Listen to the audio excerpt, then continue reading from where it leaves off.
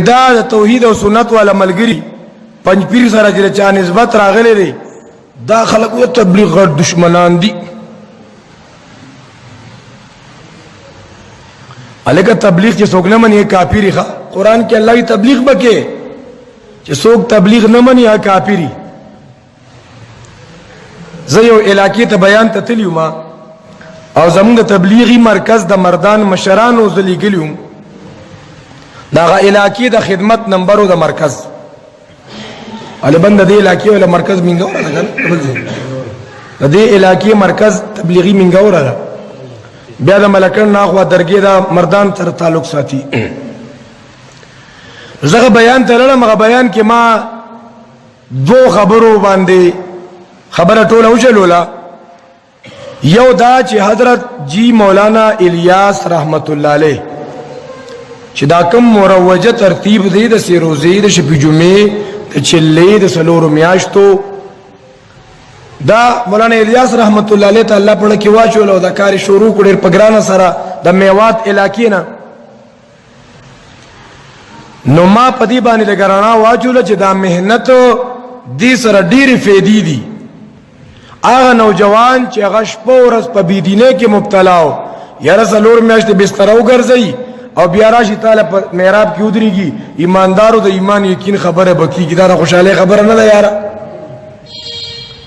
اوس کده نه کولې او دغه شراب اسکل نو دا دی خوخه کده نه کول او دغه بی حیايو پسې او سندرو پسې او دی کې ګرځېدو نو دا دی خوخه. نو مېدا ترتیب د مشرانو په ترتیب سره چروانی او یاد ساتي د تبلیغ په ترتیب کې د چا سره پړ کې خيري ساتل نشتا بغض نشتا مخالفت نشتا دانه چې یو چا سره به پارټي کې او بل چا سره باندې کې یو چا سره ملګرتیا کې او بل چا سره باندې کې چې دین پکې شروع شي ځان ته تبلیغ علم وي او دین پکې شروع شي دی خو به درس ته زما او دی خو به نه زما. ځکه زه دی بونې علاقې ته تللی ما نو التا دا ماسپاین ټیم کې دلته د قران درس شروع شو. هغه دوران کې دیخوا کمره کې د فضیل اعمال تعلیم شروع شو په یو ټیم باندې. نو دی بوي هغه قران ته نه کینی هغه بوي دی فضایل ته نه کینی دا خپل مس کې او تضاد جوړ کړو. بیا مو دواړه راغون کو دواړه ته مجولې ونیولې دا څه کې وخت ته وګوره یو ټیم دا کوي نو بل ټیم هغه کوي نو هغه تم دواړه طرف کې نه دا قران هم زموږ د ټولو کتاب دی. شیخ الحدیث رحمت الله علیه کوم فضایل راجم کړي دغه فضایل خود شیخ صاحب خوندي دا د احادیث د کتابونو نه دي او چې کوم روایت باندې څه کلام دی شیخ صاحب دای تذکرہ کړي د کتابونو حواله ور کړي دا. نو محترمو هغه ملګرو ته ماوي چې دا ترتیب د دې ډېر فواید شته چې په اصول سره چلےږي دا نه چې وخت لګي او بیا دا نه مفتی جوړ کی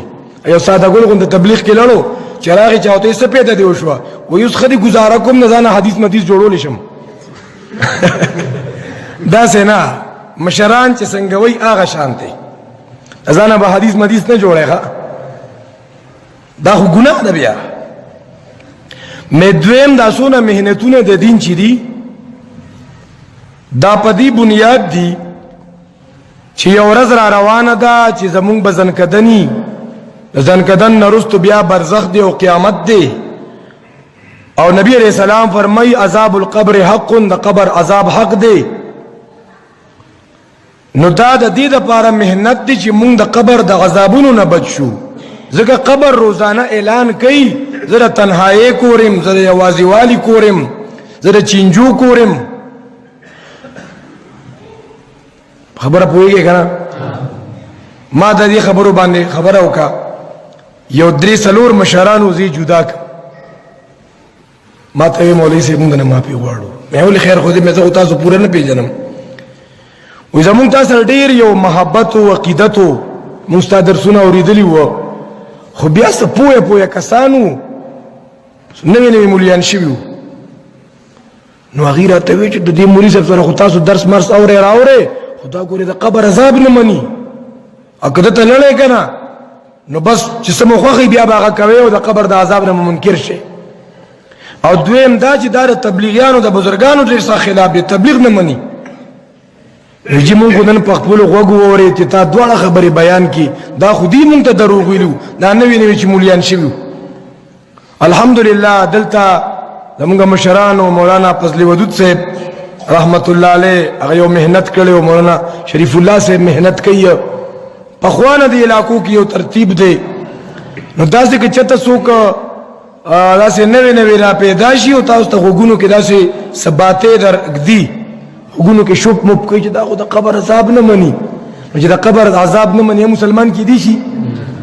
لکه یو مسلمان ته کافر دا وړه خبره ده مسلمان ته کافر وین او استاد علم دا پیدا وا مړه لړڅ نو کافران مسلمانان کته مسلمانان کافران کې دا واجب کار دی الله اکبر کبیره نو خبر مې دا ډاکټر